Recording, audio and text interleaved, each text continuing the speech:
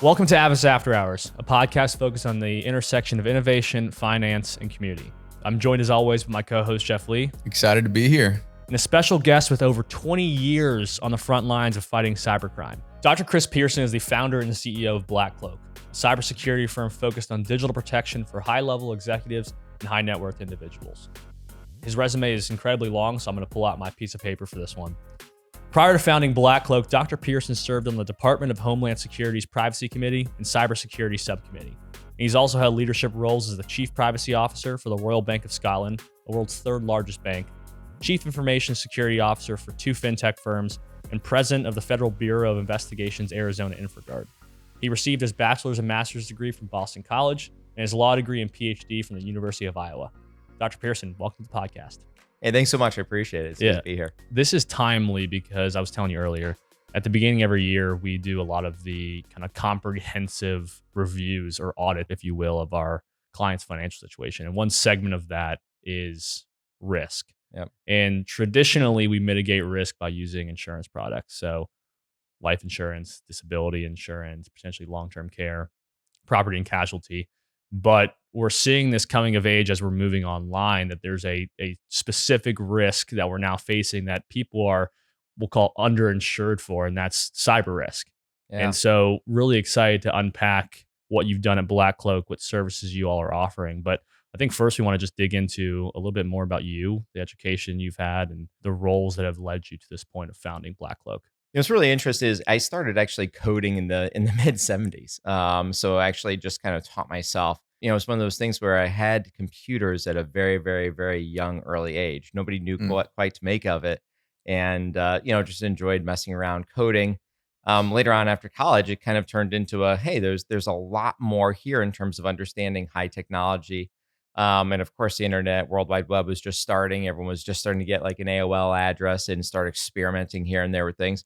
But I can remember in elementary school being one of the first kids that was using the phone as a modem, as a dial-up, and actually taking the phone receiver and plugging it in, getting connected into one scientific lab, one government agency, whatever it was.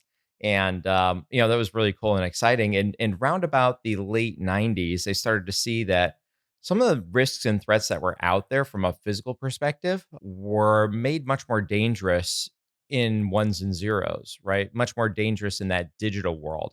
And round about, 98 into 2000, I really, really just latched onto it even more. It's the knowledge of what was happening from a cybersecurity perspective, from a computer, an internet perspective, mixed with different items in risk. I was doing my law degree at the time, was extremely interesting. And in 2002, I got a chance and opportunity to stand up a cybersecurity practice at a large national law firm, about 250 attorneys. And it's one of those things where it was a year before the first data breach laws ever came out.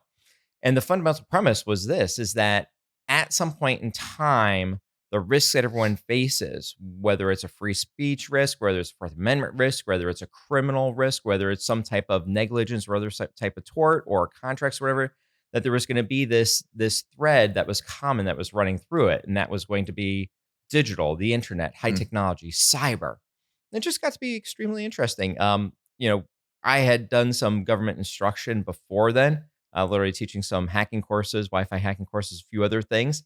And so when the first big data breaches came out, the Secret Service and the FBI, some of the first phone calls were to me. Wow. In terms of, it was actually really, really cool. And so we had, single digit, double digit million person breaches at that point in time. Now, back then, that was enormous. That was like, Right.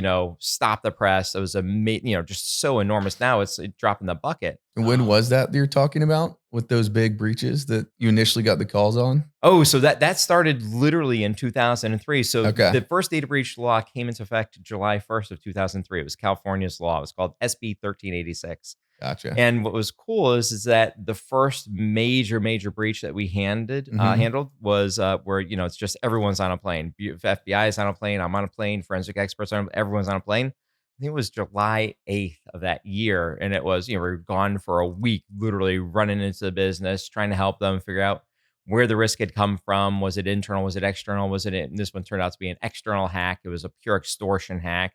And they literally had to burn everything down to the ground and rebuild it. It shuttered that whole business, shuttered that whole industry. It was a travel company.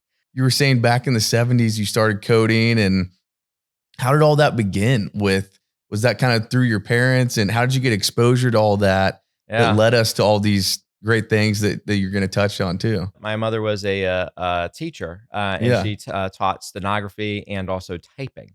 Oh, And so when the first computers came out and they were being introduced into school systems, they had a keyboard on them, right? It was all like one unit. right. These computers, super small screen, all one unit. And because they had the keyboard on it, it was, well, who's going to do this? Well, of course, the typing teacher's going to do this. So I can remember one summer it was, we had a little bit of everything at our house, whole bunch of different, like some of them were TVs. You'd actually connect to a TV Huh. output and have the computer, and then there would be a audio tape cassette recorder with an actual audio tape, and that's what would run and save the data that you were typing. Hmm. And so, literally, I was I was a young kid, and I was in a house that was chock full of computers. Amazing. Yeah, trying to figure out during the summer because teachers would prep for the school year. There were no books, there was no literature, there were no Right. online guides, there was nothing. And so my mother had to kind of figure out what was going to be the course curriculum for this thing that was like a typewriter with a monitor attached to it. And so, she started taking Wow. some classes and reading books and all the rest on it, but everything was there. And, there were multiple computers, so there wasn't enough for just her to use. So I was like, yeah, okay, I'll go ahead and experiment with this. And I kind of just was really in love from there in terms of the technology aspect of things. Just always been at the forefront of technology because from those experiences, basically. Yeah, it was interesting is once you understand, once you understand the interface, once you Right. understand that language, so to speak, it's like Right. speaking a foreign language. I'm Right. not great at speaking foreign languages. I'm much better at reading them. Maybe why I did 5 years of Latin. So I'm much better in that regard. And the computer interface and the commands you're able to do and programming and all the rest. It was just something that spoke to me, and it was something that I was like, super interesting. At first, not much utility to them, Hmm. except for creating a document, sort of speak a Word document, or maybe later on some finance and some charts. But you know, it all served the basis for everything else that came after it. I think it's evident you're a lifelong learner, if you will. And so I'm actually curious because you have your bachelor's, your master's, your law degree, and a Yep. PhD. How do those all tie together into your career and what you've built? It's interesting is a lot of times you think of, well, okay, you have to have that linear line, or at least I know my parents' generation, you have to have that linear line of what is your business, what is your undergraduate degree in, Mhm. what is your master's in. It should all build off of whatever and have a direct straight line to whatever you want to achieve. Maybe your undergrad is bio, and then you take the MCAT, and then you get a medical degree, or you're a poli sci major, and then you become a law, get a law degree and become a lawyer. And I kind of found the path a little more circuitous. I was very much interested, in undergrad in political science and the political process. Worked at the state capitol of Massachusetts for while I was there during school, and found that really, really just informative, and it was a great experience. Didn't necessarily want to go into it afterwards, but Mhm. but it was a great experience. But what I found was really kind of just a passion for really taking things apart and learning more Mm. about them, and that's very much so what I did in terms of my master's degree. It was in higher education administration. So a lot about college students, how people learn, how people analyze, how people assess, and kind of the the business structure around the organization. What I didn't realize would happen there is that I really, really fell in love with, so to speak, business administration and financing, and understanding how operationally things work, both from a theoretical perspective and organizational perspective, as well as that business management layer. And actually, during my PhD, took a fair number of MBA courses because I just was absolutely fascinated with it. Like I didn't take negotiation in law school; I took it Hmm. over in the business school because that's I where just actually did business. that a couple weeks ago. Yeah, it's so funny. It's similar coursework, similar Yeah. coursework, similar material, but it has a whole different lens on things because it really is geared towards getting a deal done Right. as opposed to who can win. Right. And there is, if one party feels like they're going to win, which is probably more towards the legal aspect of things, you're really not there for a negotiation or mediation. You're just Mm. not there for something where there's a collective win-win. But yet on the business side, it's if you want to do partnerships, if you want to do alliances, if you want to grow something, you're going to need to go ahead and make sure everyone benefits. And it's in that everyone benefiting perspective that I really fell in love with a lot of what the MBA school had to offer. Really did. Yeah. what was the next step? And maybe there was some roles in between, law degree and PhD. I know you touched on the law firm you worked at, Yeah. touched a little bit on the Department of Homeland Security, but curious about your roles at those different spots. In terms of the jobs that Yeah, different jobs? just what your roles were, and, Yeah. and kind of, I guess, maybe the inflection points at each of those that led you to saying, "Hey, there is an opportunity here Yeah. in protecting high profile execs and businesses." My passion really in terms of the love was high technology, was cyber, was computers, was the internet, all the rest. And it always was something that was deeply a part of who I was. When I was at the law firm, I was able to translate that into something that was, revenue producing, massively passionate about, super special, and well ahead of its time. Right now, every Mm. single law firm has some type of cyber or data breach practice. Mhm. But in 2002, nobody had ever heard of anything because there was nothing. We were definitely one of the first to build a practice in that area. So I had that common thread of high technology going through everything, even with government work I was doing. Royal Bank of Scotland came calling after the law firm. They needed a chief privacy officer. So I became the first chief privacy officer for the Royal Bank of Scotland's US operations, heading up cyber and fraud and privacy and really building that, but making sure that it wasn't reactive. It had to be proactive, had to be built around controls and about ensuring that the right cybersecurity controls were in there, the right policies were in there, the right technology and people were in there, and kind of spread throughout the entire organization. In the U.S., it was the eighth largest bank. Globally, it was the third largest Mhm. bank, and it was great because I got to experience a lot of international business, a lot of international banking with RBS. Spent a lot of time up in Edinburgh and in London and all around the world, and really enjoyed that experience. Cyber still was the main threat. For me, it really came into who was trying to harm the bank. And so people would harm by trying to hack in, they'd harm by trying to steal information, identity theft. And that's where the privacy stuff Right. came in. Right. They also, was a strong partner on the anti money laundering side of things. They were also trying to, pretend that they were someone else who they weren't, to grab funds, place them, layer them, and turn in illicit gains into whatever they wanted: Interesting. watches, cars, homes, mansions, planes. And so it was always interesting in terms of that hacker mindset. Some of the BlackCloak story actually, it starts there. It started at State Okay. Street off State Street in Boston, one of the U.S. facilities. We're having a board meeting, and I love telling the story. We're having a board meeting, and afterwards, the chairman wanted the presentation. It was all physical documents back then in Mhm. 2008, and I was like, "Yeah, happy to send you the document, absolutely." And he gave me his AOL address to email it. And it was an interesting revelation because we were a physical target. The boardroom was being swept twice a day. There were up armored vehicles in the underground. There were armed guards there because of who was there as part of the Mhm. board.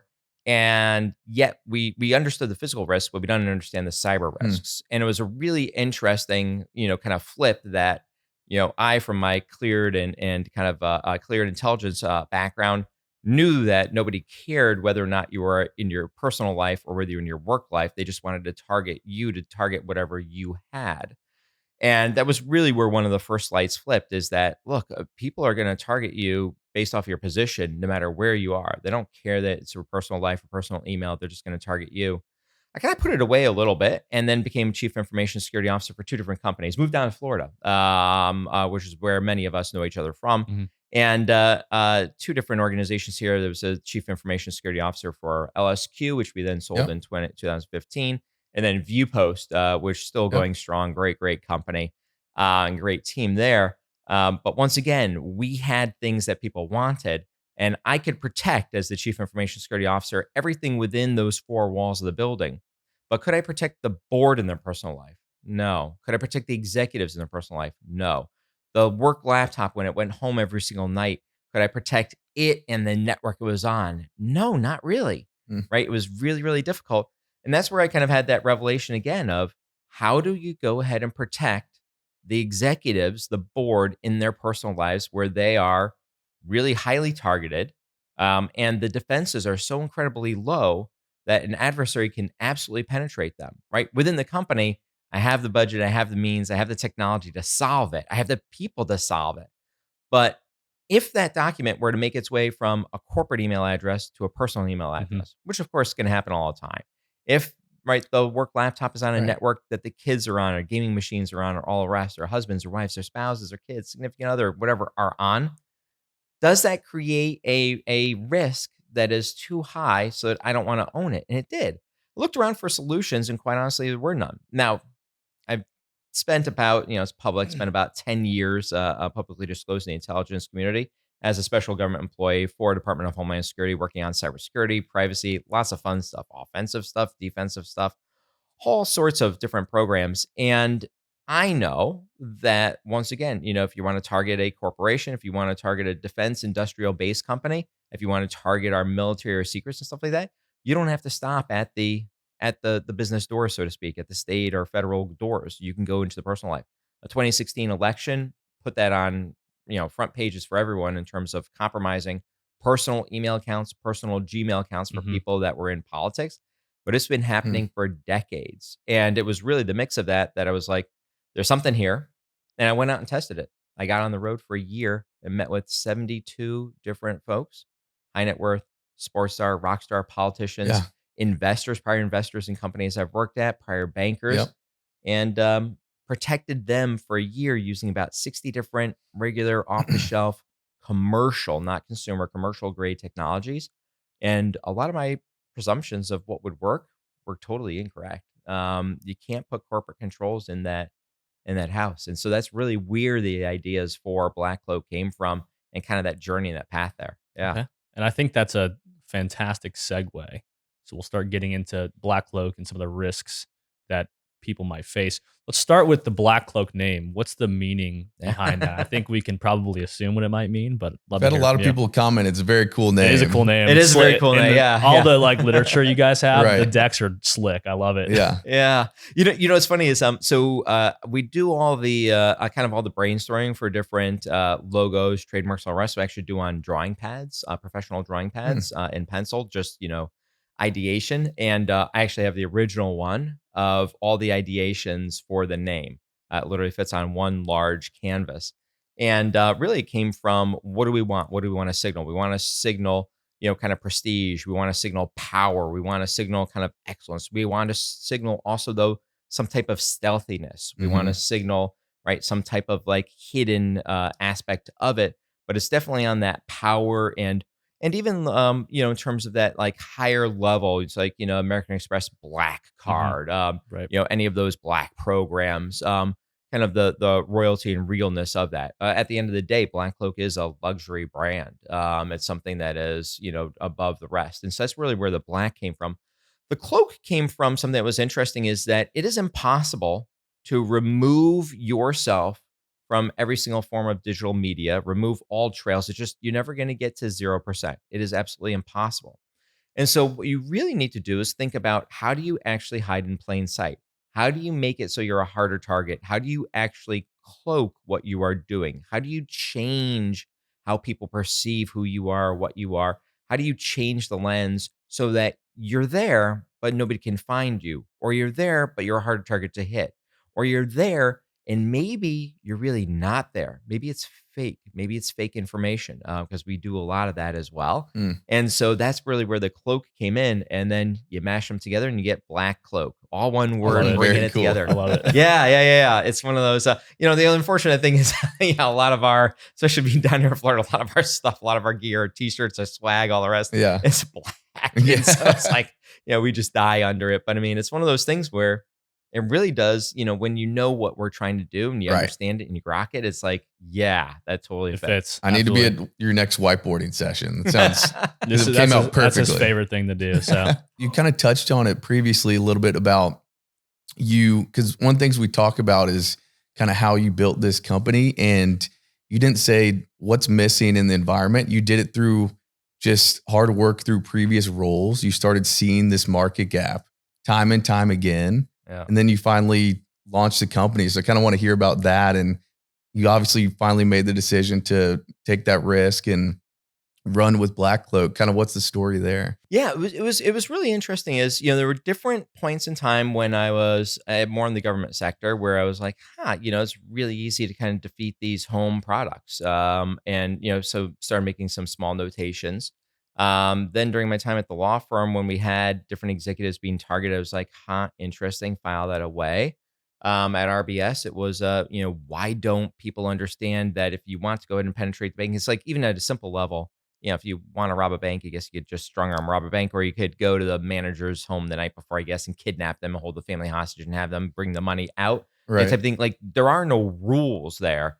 And so I started seeing that as a pattern that emerged. And then the same thing when I was a CISO is, how do you actually protect them? So you protect the 24 hours in the day.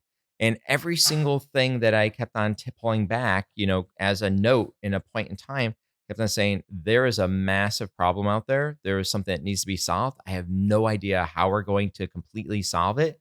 And so I'm literally I separated from my previous engagement in actually December of 2017. So we're actually literally coming up on 5 years, Yeah. 5 years now. And it was one of those things where I literally said, in order to actually do this, I'm going to go ahead and need to experiment. I'm literally going to need to just travel around to some of the highest profile CEOs, CFOs that I know, different folks all across the country, and really experiment and kind of just suck it all in. I had a lot of preconceived notions as to what I thought would work, what I thought would be a solution base, and what I thought that mix should and could and would be. But it actually turns out that, the main tenets are there, but how we actually go about it is vastly different, because we really did need to get into the personal lives of those individuals we were protecting. And in order to be there, I literally spent 6 to 8 hours in their homes with them. I met their husbands, their wives. I met their home help. For some people, like, celebrities have very different homes than than we might have, Right. right? They have a continuous, Yeah. executive assistant, chief of staff. Yeah. They're living with them, in with them, interacting. They have a separate entry. All sorts of things. I really needed to understand how the individuals live, what their digital personas were like, what their Mhm. footprint was like, and really understand what they wanted. And then literally it was literally, kind of, burn the ship, so to speak, in terms of, that December Right. of 2017 was hey, here's the demarcation line. We're doing this. We are going to solve it, and set off on that journey. It took probably about 10 months. I think our, first clients were in November of 2018. And then from there, it was just massively off into the races. Wow. It went really fast. Most people don't understand all the risks that are out there. Can you touch on some of those real quick? Well, I saw a stat from Yeah. your Yeah. deck. 39% of Oh. corporate execs are already compromised. Like, Right. the second they come in to work with you all, which is a staggering number. Yeah, let's actually unpack that. It's phenomenally interesting. So we protect corporate executives in their personal lives. The Mhm. company already has things under control. Right. We don't touch the company. We don't touch company devices. All the rest. We protect them in their personal lives. The other 12 hours a day. We also protect high net worth, ultra high net worth, sports star, rock star, politician. Hopefully more celebrities, less politicians. Right. But we protect those individuals well. Same platform, same tooling. And that stat comes from all of our clients, all of our members. So it's unique to us. And at 39% is scary. It means 4 out of 10 people that we actually onboard are compromised. And breaking that down, 20% of the folks that we actually work with, their homes are wide open. We're actually literally able to, right, digitally get into their entire home network, every file they have, every computer they have, every picture memory they have. We usually get in through a smart home control system, like a misconfigured Crestron or Savant or Control 4 or Lutron system, some type of smart home technology. Nothing wrong with the technology. Technology is phenomenal. It's how it was implemented and installed. Mhm. The installers have default passwords, no passwords, wrong port forwarding. They've done something in there to go ahead and not secure it. They're not security professionals. They're IT folks. And so we get in through that. We'll get in through camera systems that are installed. Once again, great camera systems installed incorrectly. And a lot of times in through IoT devices that are, right, just not properly installed. So that's at 20%. And what that means is literally a cyber criminal could own every single thing that you have. The other part of that statistic is 27%. 27% have malware on at least one computer in the home, active malware. 20 plus Really? 27 is 39, because some people out that have both. And so it's super scary, because unlike the physical world, we open up by talking about insurance and different ways to mitigate risk. I don't know, your BMW is in the front driveway. When you go to bed at night, in the morning you wake up, it's not there. It kind of sucks. So you call your insurance company, call the police, all the rest. Okay, give me 60, 80, $90,000 for a new BMW. Fine. Global supply chain issues aside, you get a new BMW the next week. I don't know. Yeah. I don't know Right. if that's practical anymore, but you get a new one the next week. You had something, you lost it, you get something Mhm. back, you're good. Not so much on the digital side, right? When you lose all the pictures of you with your kids and playing and them running around naked in the house or in the bathtub or doing whatever families are doing. Mm. When you lose right personal, precious family moments, weddings, anniversaries, private texts, whatever, all the rest of that. When you lose access to trust and estate document, IRS information, family planning, corporate information, that's never coming back because it's digital. You may still have it. Now every bad guy has it and they're going to Mhm. extort you for it. Sometimes expose it to family members. We have some of that going on with trust and estates right now. So not Wow. everyone's getting everything. Rip up a great happy home. But when when you grab that and you expose it all, you still may have that possession. It's a digital possession. Maybe they not. Maybe they encrypted it. Maybe it's ransom. But no matter what, it doesn't matter if you have it. What matters is that it can exist in multiple places at the same time, and it's precious to you. It's important to you. Email is one of the biggest things there, but yeah, that 39% just is unfortunately is crushing. The cool thing is this is that we immediately move into incident response mode. So immediately the firefighters are there with the fire extinguishers, take care of everything, stop the harm, try to figure out what has happened, and go ahead and make sure that you can right now rest easy, have more peace of mind, knowing that your infrastructure, your devices, your accounts, your precious items are actually protected. I've seen you use the word active defense. I believe Mm, I heard you say that before. yeah, So, what are some of those measures, and then maybe some examples of things you've seen? Obviously, a lot of it's incredibly confidential, but things you've yeah, seen. I think illustrations can help people picture the risks that they face, and I know the risks that Jeff and I face are different from a high-profile exec, but I'd love to hear some of those yeah. stories. So, I mean, there's of course offense, which is played every day by the NSA, by different agencies, Department of Defense, and all the rest, where you actually go and you take someone down. There's defense, which is just kind of making sure that you have the proper controls in place so that when somebody attacks, you're there and you can kind of repel them, so to speak, or get alerts to it. Active defense is where you actually take back. It's kind of like the old saying. I think it was like L3 that did it is with the Apache is own the night, right? You want to take back the night because of its night vision system, being able to see in the dark. Mhm. It's the same thing that BlackCloak does. Let's take back your privacy. Let's take back your identity. Let's take things back. And so instead of waiting for people to always come to you, let's actually remove all your data broker information out there. So data brokers are about 170 in the US, totally legal Mm. business, but it has your name, address, phone number, personal email address, personal phone numbers, IP address, all that information about you and your family. Let's remove it all. Let's take back your identity there. Let's go to the deep web, dark web. Let's actually find out what passwords you actually have that the cyber criminals are actually trading, using, and looking at, and what information is there. And let's actually give that back to you so it's powerful information for you and make an active change in it. That's really on the privacy side. A little bit of it is right, also right, different settings of making sure you're not leaking as much information. On the cybersecurity side, the active defense really comes in a lot with making sure that we are able to spot any signs of malware before it actually has impact on your computer, on your device. Some of that is by knowing whether or not your home is safe and secure, because we literally try to break into your home once a week. We do a penetration test, our team, on your home once a week. We try to break into your home. That's active defense. Mhm. If we can get in, we got a problem. We're going to fix it. If we can't get in, you're safe, you're secure, your family's safe and secure. We actually do a little bit of, we don't talk much about it, but we do a little bit of deception. So fake documents, fake files, Mm. fake computers, fake things that are set up in and around you. I'm gonna test my terminology. Is that a honeypot? Is that what those are? Yeah. So sometimes, so yeah, yeah, There you you're go. absolutely, you're I did absolutely some, I right. did some research for this. Yeah, some of that is honeypot technology, where it's actually, it's just like what it sounds. Is you put out something and you hope to attract individuals to that and stories. My gosh, I'll think of one in maybe kind of each category. Yeah. Privacy. So we'll talk about privacy for a second. We actually had a very large wealth management firm that we actually brought on board. The whole executive team actually worked with them. And when we did the deep web, dark web, we found the executive team's passwords that were actually their live passwords for the entire right system that they were a part of. They didn't have dual factor. This is early on in BlackCloak's history. So it was about 3 years ago. They didn't have dual factor turned on. We had their active username and active passwords for the wealth management Hmm. platform. It's one of those things where, wow, that became a, Yeah. a really earth shattering moment of, okay, let's run and change these immediately. Right. Yes. A data broker removal. That happens all the time in terms of people getting physical threats.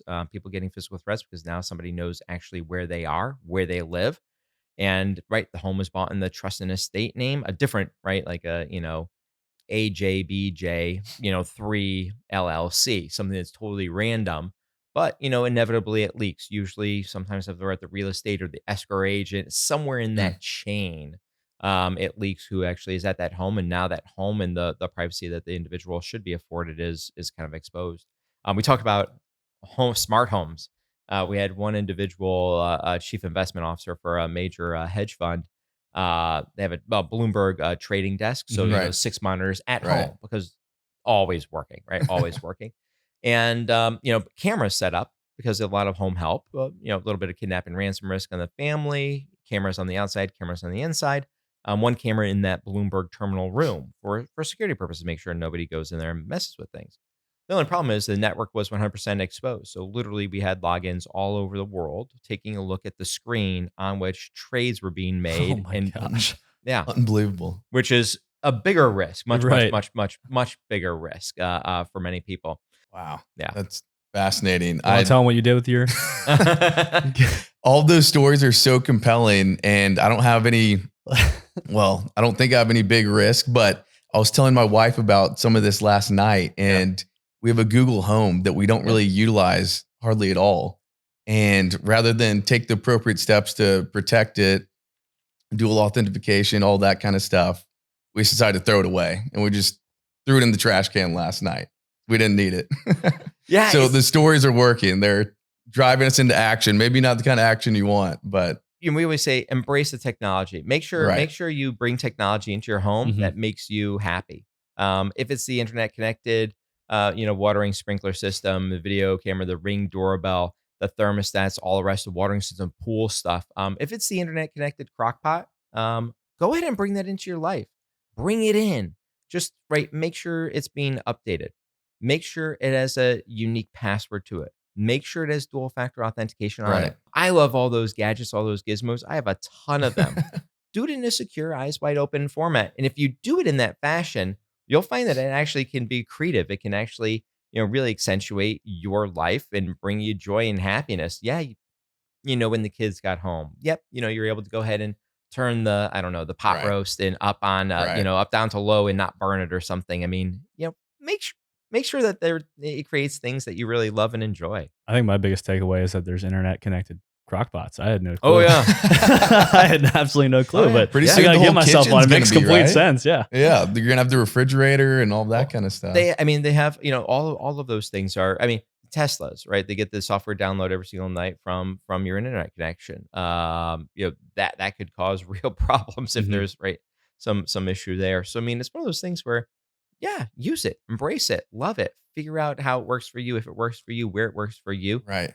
But embrace the technology, love the technology, make sure it's creative. Really, really make sure it's creative to your life. Why Orlando? Why Central Florida to start a tech driven firm? I think the Bay Area, Palo Alto, Silicon Valley is where people traditionally would think you would start this. But why Central Florida?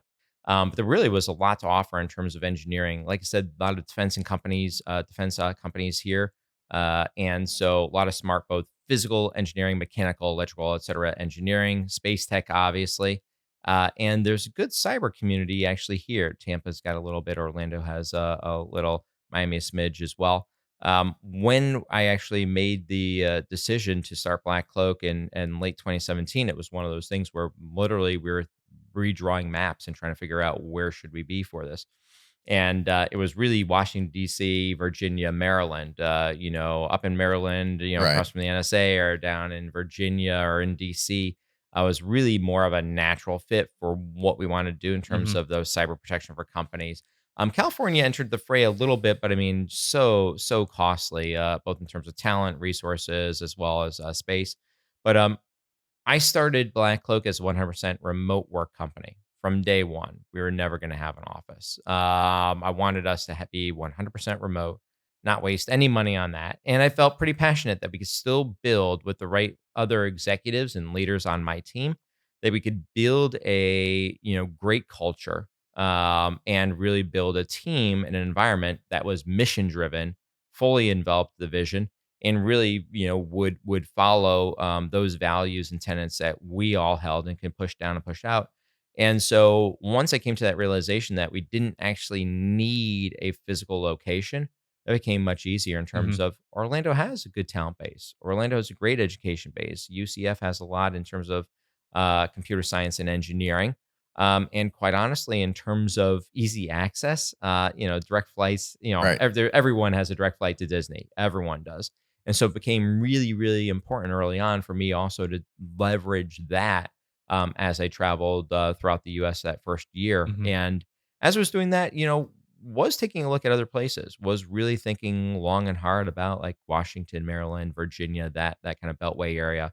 But it just came back to where's the family happiest? Where do we have access to great talent? Where do we have access to a great support system? So a lot of phenomenal accountants, attorneys, and others in this area. A lot of great business success here in Orlando. And so it really became nice to be part of the tech community here that's growing each and every day. And COVID only brought that home even Right. more Right. so. Yeah. I mean, COVID was kind of the um, COVID was kind of the, wow, you really did analyze that because it was not I make it sound easy in a 3 minute overview. This was a process that probably started in August of 2017 and maybe didn't finish or conclude, at least mentally, in terms of that exercise until midway through 2019, so to speak. So, I mean, talking about a year of actually like really logistically planning where does the company need to be to succeed? One thing we always try and ask is, what's your why? I think you've done a pretty incredible job of articulating that and how you're able to combine what you're passionate with BlackCloak and way to provide value there. What kind of advice would you give to other people that are trying to figure that out themselves? Yeah, it's like Simon Sinek's book, Start with Why. Exactly. It really does come down to that is figure out, don't figure out what you want to do, figure out that why. Why is going to be more compelling to everyone. It's going to be more compelling to the executive team, to the folks that are part of the Black Cloak community, to the employees, to the board, to our investors. That why has to be there. It has to be real. It has to be known, and it has to be bought into by everyone. And that's really, really important is make sure that you know why you're doing it, how you're doing it, what you're doing, and all the rest, and be able to adequately explain it. And make sure you find the right fit with everyone that is part of that greater center that you have around you. For us, it's really, really important to live that each and every day, each and every week, and to actually support it through and through in the organization. Our values are baked into everything we do. It's baked into, our kudos channel on our Slack instance. It's baked into how we go ahead and reward our employees. It's based into how we hire and who we hire. And it's baked into, even, we just had a board meeting yesterday. It's baked into the board members. We handpicked the board members so that they actually fall in line with our values, our mission, and understand that and want to be part of that because that's really what we've built and is super important to us. Super important. How exactly does BlackCloak work when you go to sign up? Yeah, so BlackCloak works through partners like you. And the best way to actually get on board it is, there's a relationship with a private wealth manager, with a financial advisor, knowledge that the client wants BlackCloak services. And BlackCloak is a platform. So it's a mix of both technology, right, software, as well as people. And BlackCloak is basically divided up into four different component parts: privacy, devices, homes, and peace of mind. On the privacy side, our technology removes data broker information that's out there in public purview: name, address, phone number, email address, all the rest. So it really shrinks the attack surface. We also do some deep web, dark web research. So we'll grab in all your exposed passwords, tell them to you, and then we help you actually change them, fix them, do an encrypted password vault. Do some privacy hardening on your phone to make sure that you're not leaking like GPS location and other information. And we also help with identity theft as well. So that's kind of the privacy component. Second component is device protection, the cybersecurity aspect. We literally, BlackCloak is a warn-wetting app. It's on your cell phone, on your tablet, on your computer. It is monitoring those devices for malware. We can't see a single thing of what you do. Can't see any websites you go to. Can't see any searches you do. Nothing. We don't care.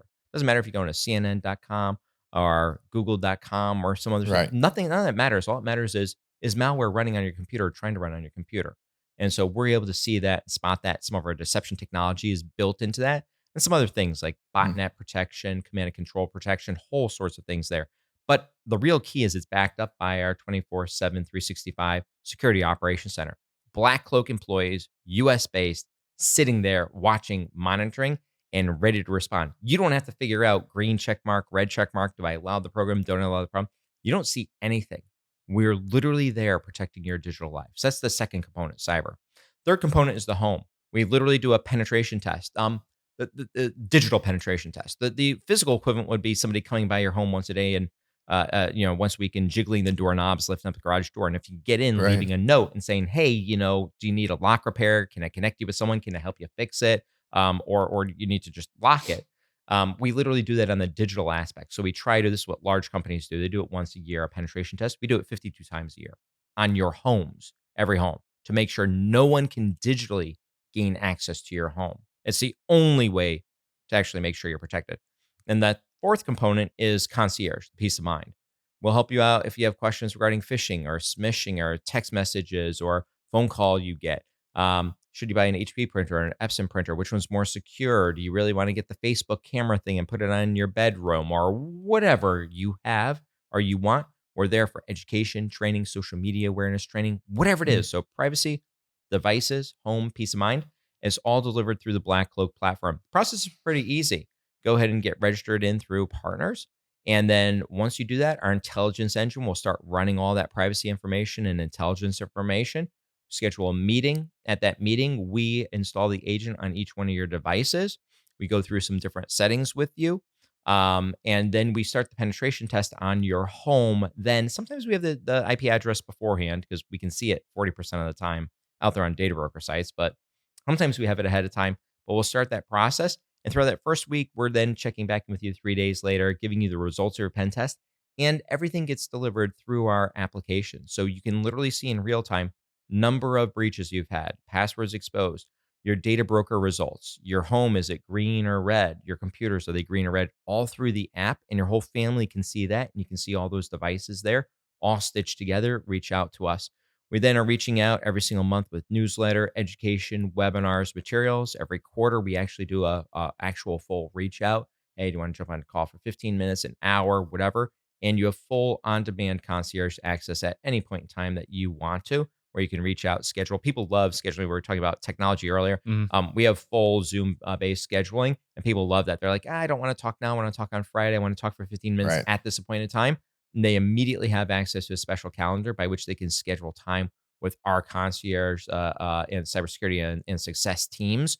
And we put the right person with you so you get your question answered. And we'll spend, cool thing is this, because it's an annual membership, we'll spend as much time with you as you want. So if you want to go over encrypted password vaults, we install those in month 2. Sometimes it takes 1 hour. Sometimes it takes 4 hours. We're there with you. We'll take care of it with you. We're there to solve your cybersecurity and privacy questions and risks. So that's kind of how it works. And the great thing is we have relationships with advisors in terms of, hey, we have 50 people on the platform, 100 people on the platform. How are people doing? Any Right. different things that you see at a high level? What can we do better on? Oh, we just met with one large investment bank and they have a real need for fraud education, but it has to be at the same level as you would talk to your mom or dad about. Mhm. They don't, right? What they have right now is deeply technical, and that's the problem. They're missing the audience, Mm. and so we'll help them with that the same way we'll help our different partners with as well. So really easy to get on board. Not a lot of time. We even are going to offer a 15-minute quick fast onboarding, so literally somebody can purchase us on the way to their Yeah. Christmas holiday, New Year's vacation, and be onboarded from the time they get picked up at home to the time they're delivered to the airport and get fully onboarded. Really amazing stuff, technology-wise, just amplifying things. But at the end of the day, the person and the people relationship is where we really shine and what we absolutely love. We have a 98 point, we had a board meeting, so I know the stat, 98.6% happiness at onboarding rate. That means, Wow. right, even if it took an hour to do it or an hour and a half, or Right. even if we delivered bad news 39% of the time, because we are doing that in live real Right. time, Yeah. delivering bad news, um, they are at that happy about it because they know that they're protected. So that peace of mind. And you're working with so many different situations. I feel like you're constantly learning as well of what can be the best for each and every client. We have some topologies of personas that we'll deal with in Right. terms of like by technological sophistication, sometimes by age, sometimes whether a person's home, not home, just Right. their comfort level and all the rest. But we actually really try to figure that out on that. And we all of our calls have at least two people on them. And so sometimes on calls, people will switch, some people will swap based off of the personality because we don't know some of these people. Like, I can remember a phone call with a movie director who got a lot of massive amount of press. Unfortunately, got a massive amount of cybercrime activity Mm. targeted towards them. But his wife, he's really concerned about, and they had a 2-year-old child, I think, and another one on the way, so to speak. And we're really really concerned, and that took a much different team. I think there were 4 people involved in that phone call because people wanted something different, right? The director just wanted to make sure everything was taken care of and all the rest, and that the ones and zeros were all buttoned down. The spouse, she wanted to make sure that the kids were being protected and that no one could right try to target her there and all the rest. And so the differences, I mean, they both wanted that peace of mind, but in very very different ways, and it required massively different personalities. And we also don't know when we onboard people, we don't know what we're going to find. Right. We don't know what we're gonna find how when we get on. So, we do know sometimes through partners like what the situation might be, but yeah, we even had we even had a chief information security officer for probably a Fortune 500, probably even lower. I'll keep it at 500 because Right. that'll make them Narrow it down. anonymous. Company who the best of the best, Mhm. phenomenal individual working really hard and wasn't able to pay attention to one aspect of their home, and their home camera system was 100% vulnerable and got into their whole home through that. And it was one of those things that they preach that they know better of. It didn't have enough time distant that we had no idea from a massive industry veteran that we had no idea that was going to be the case, that we'd be walking into a wow, this is really really bad. So we don't even know what's going to happen when we get on these. Yeah.